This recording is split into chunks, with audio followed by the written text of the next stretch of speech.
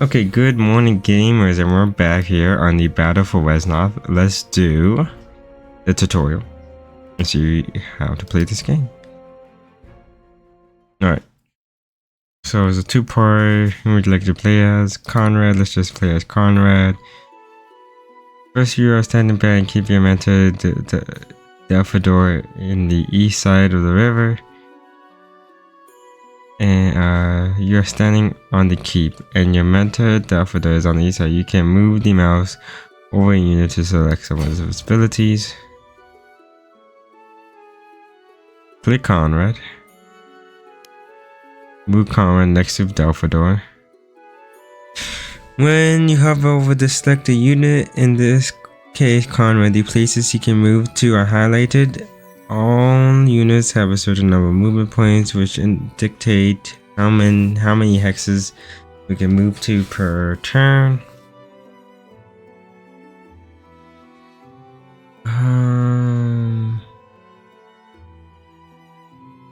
Okay. Normally, moving one hex on a flat terrain uses one movement point to move. Excuse me. Simply click on Conrad and then click your destination. You can press undo to move.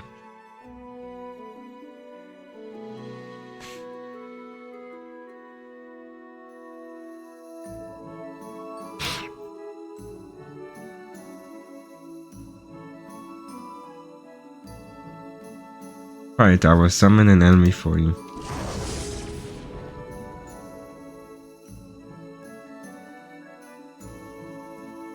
In your man, you have 32 hit points and a sword.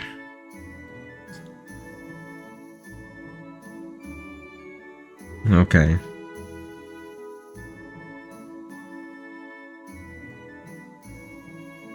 To attack Quinta, first select the attacker.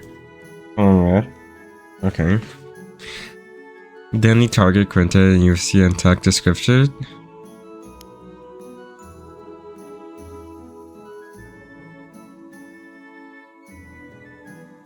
"32 hit points.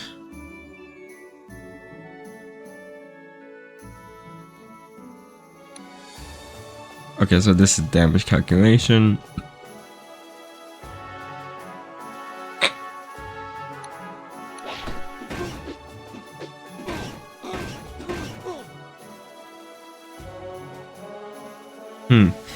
Perhaps we should have started with a doll. Did I retreat?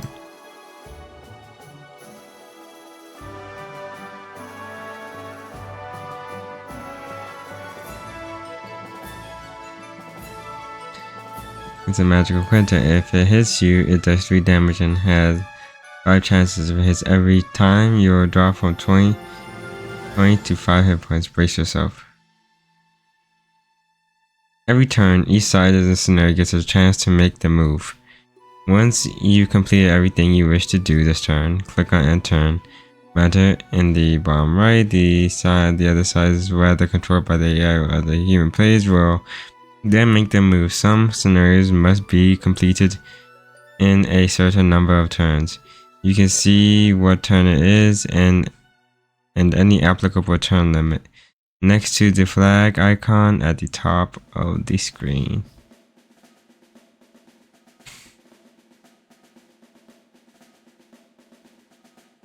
Okay.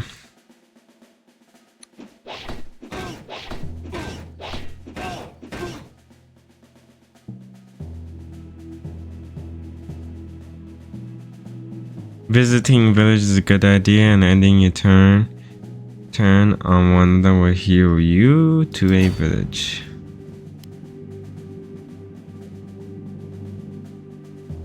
It now flies your colors and has been added to your total village.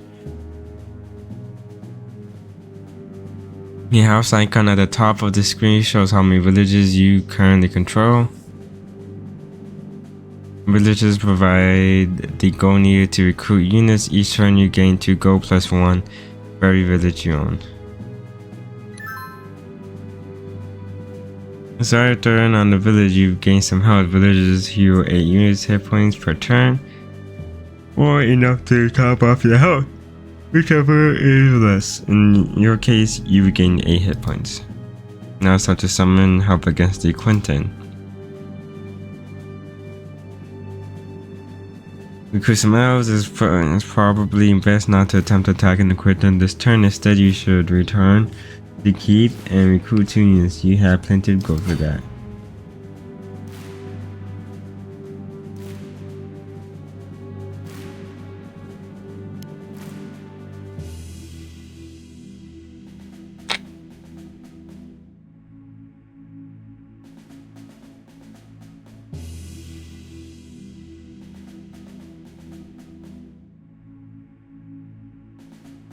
Whenever you're on a keep, you can recruit units on the castle tiles around it by right-clicking and selecting recruit.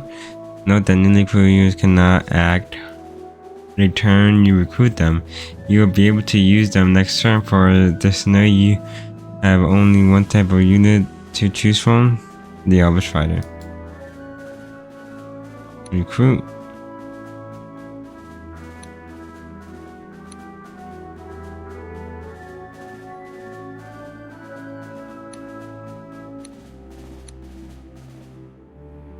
The tiny golden crown above your leader, Conrad, indicates that he is the side leader. In most scenarios, you will lose if your leader is killed. Be sure to keep himself.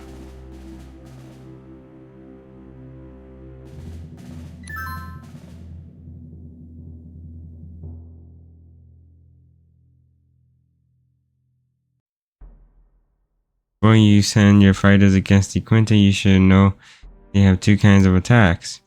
And to use the one that does more damage. And which would that be? The sword 5x4 or 5 damage on each hit with 4 attacks, or the 3x3, 3 damage on each hit with 3 attacks. I suppose you'll find out. Be sure to examine traits of your nucleus. They are listed under its race in the sidebar.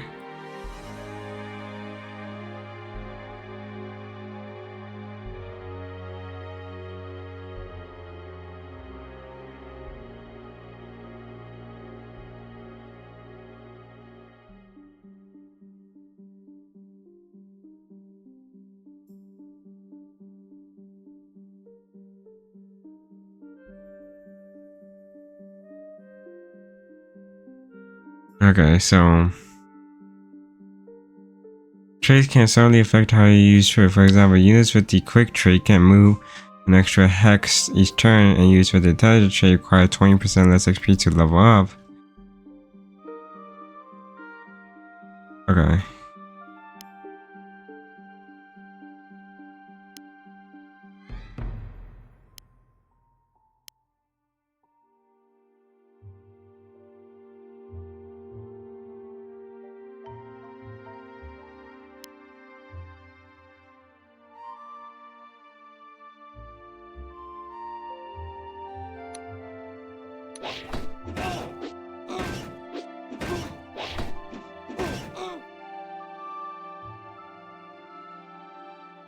Which is a melee attack. The Quinton defended with his melee attack.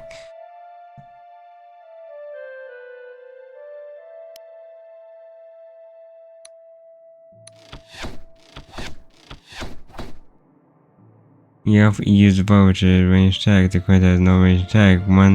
Only a melee attack, so it could not defend itself. Okay.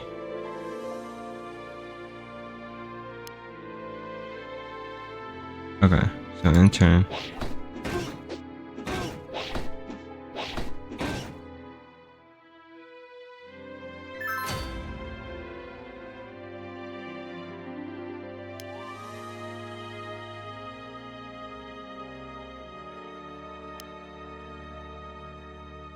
Be sure to examine the traits before you.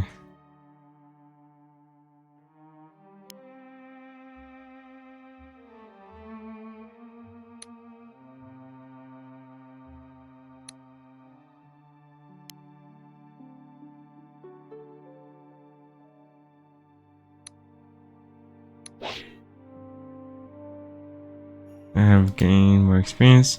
Yes, you gain experience with battle, especially by killing an opponent. Gain experience and you'll become more powerful. Now, Conrad, I will leave you with more dummies to practice on. After that, we have real work to do.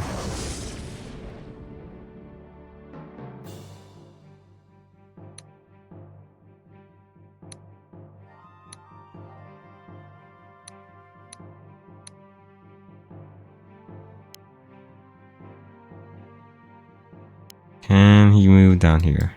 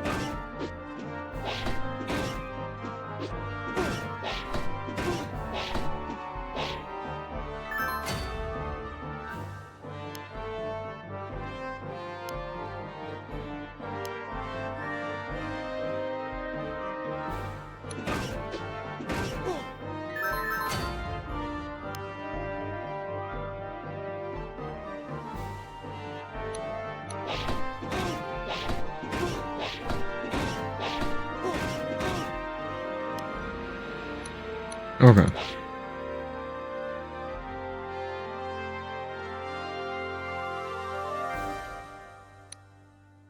Alright, so we kind of got the basics of the game now.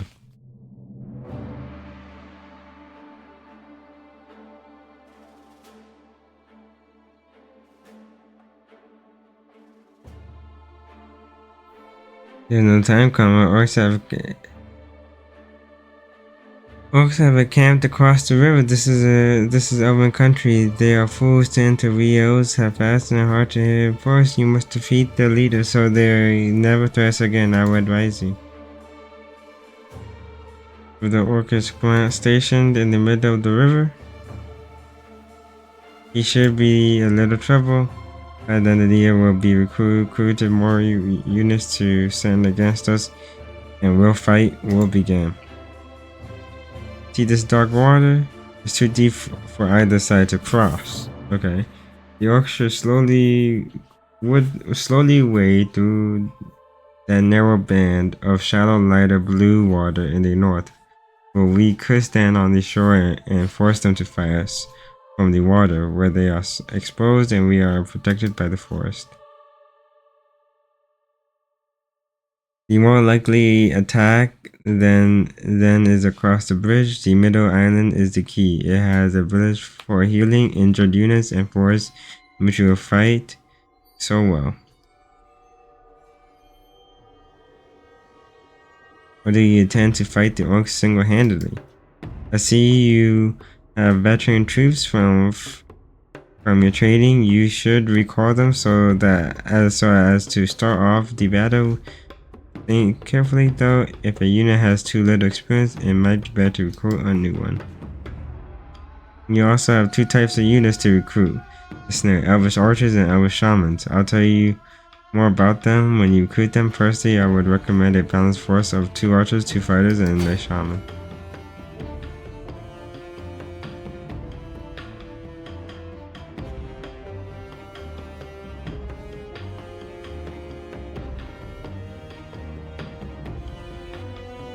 Alright. We're gonna try to end it right here. We'll do part 2 either tomorrow or Wednesday. Yeah, tomorrow or Wednesday, because tomorrow I kind of want to play either Echo Point or the other game I downloaded, or even the City Builder. So we'll see. But anyways, I'll see you on the next video. Darling, love y'all. But this is the beginning of Battle of Wesnoth.